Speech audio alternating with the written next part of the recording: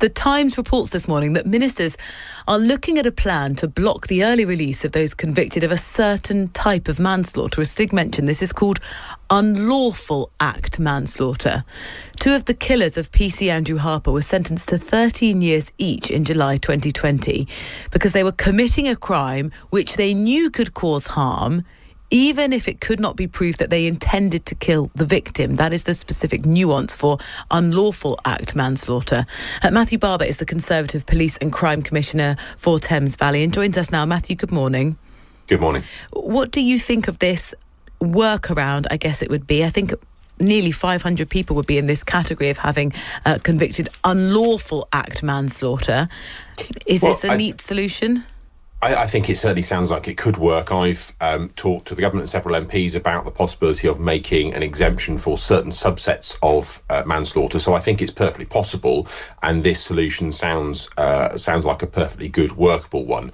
What, of course, it doesn't do is solve some of the wider problems of the Sentencing Act. It was obviously the awful case of Andrew Harper's killers potentially being released early, which was the catalyst to create the debate around this. But we still have a Sentencing Act which is going to let thousands of people out of prison early with very little assessment around the risk that they pose to others. And I've had conversations with, for example, the Chief Inspector of Probation about other ideas that the government could be looking at to mitigate the risk of some of those people coming out of prison. More referrals to the parole board, for example, for those who pose the most risk. So I think, yes, this is welcome. This could certainly make sure that we keep Andrew Harper's killers in prison for the rest of their sentence. But there is a much wider issue still out there around the Sentencing Act. Is it appropriate that a more broader, sweeping decision would have been made for the purposes of keeping two people in prison, which will also then have an impact on a further 470? Well, I think it is. I think this is a good result, actually, because we were told by the last Prime Minister when the Sentencing Act went through, MPs were forced through the lobbies on the basis that there wasn't enough prison capacity to keep rapists and child abusers in prison. Actually, because of this case being brought to the fore, that policy has changed, and the government have found the capacity to do that. And many MPs who voted for the Sentencing Act in January of this year have now congratulated their own government for managing to find that space. I think that's a welcome U-turn, because we're talking about keeping dangerous people in prison for longer. That's not just about the punishment that they deserve, but it's about the public protection that having those people locked up for longer can give. So I do think there is good change coming out of this debate, which was really sparked by this one awful case. But I do think the government need to look more broadly at the risk that is posed by so many of those people who are going to be released from prison. And the challenge is the line has to be drawn somewhere.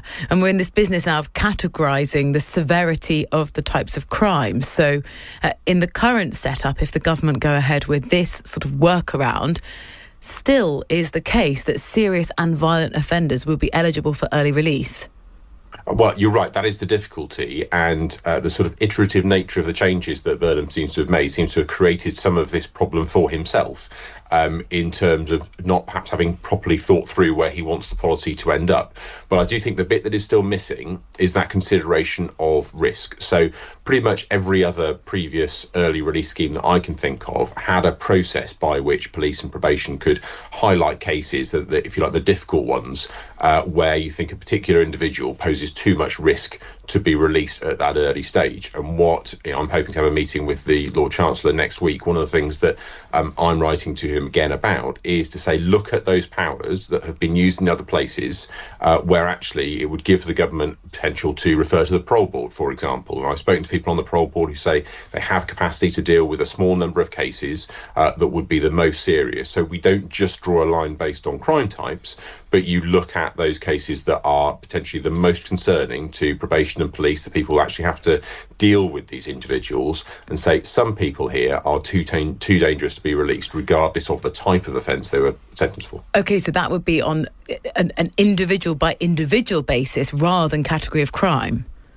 Yes, which is very similar to what we've seen before. So early release schemes normally work on this approach of having a sort of blanket approach to changes to sentencing, but then with the referral process to allow difficult cases to be referred for review. And that's what's been missing from the Sentencing Act. And I think the government should take this opportunity to, exclude rapists and child sex offenders, to exclude those guilty of killing emergency service workers. There's clearly an appetite for that, both amongst the public and MPs. But I do think it's an opportunity to make a fundamental change to the way the Sentencing Act works and look at the wider risk that is going to be imposed to the public and to those services such as police and probation who actually have to deal with these individuals. With the current system as it is, we're going to have 5,000 people released in, not an all in one go, but from October onwards over a period of a few months. What do you think the risk is to the public?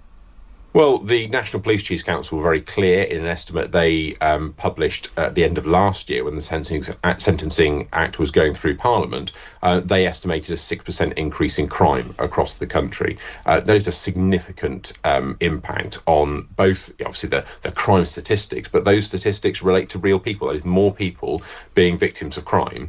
And because we don't have that risk assessment within there are some of those offenders who will go out and commit acquisitive crime and steal cars and do shoplifting and burglaries, and those offences are bad enough and will have a real impact on people's lives.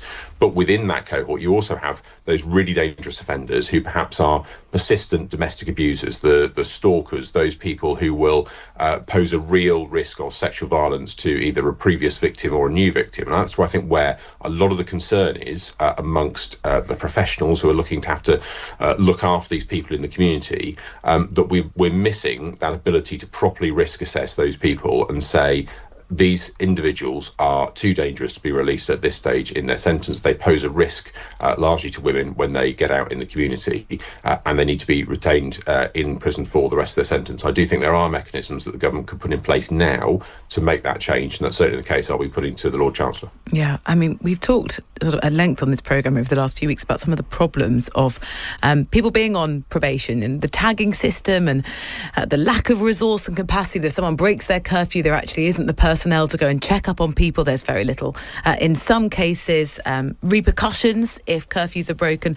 Do you think the system is robust enough to actually be able to accurately monitor the people who are released early from prison?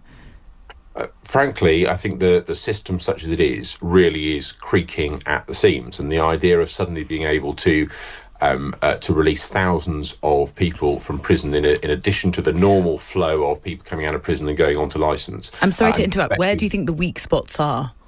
So I think there are several. I think probation and police capacity just to deal with that additional monitoring. So if someone is successfully fitted with a tag, and we know that we've seen lots of reports of cases where those just haven't happened in a timely fashion as people are supposed to, if there is a breach of that tag, actually just having the personnel to go and check up on that individual, and then you're back into the problem of, well, what do you do with them? So if someone's breached their licence, in theory they go back to prison.